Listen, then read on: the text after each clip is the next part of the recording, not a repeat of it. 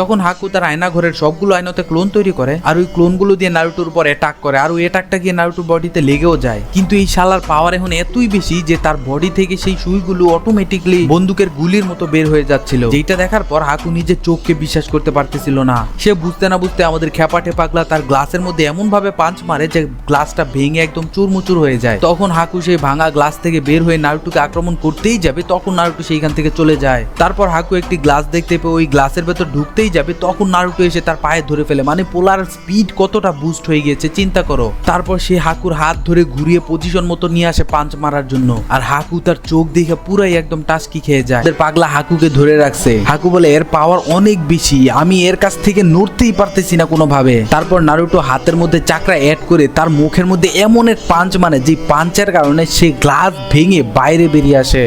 মানে এই মুভমেন্টটা এতটাই ইন্টেন্স ছিল যে মানে কি বলবো, নারুটোর পাওয়ার লেভেল এইখানে যেই সকল শিনুবিরা রয়েছে সবার থেকে বেশি।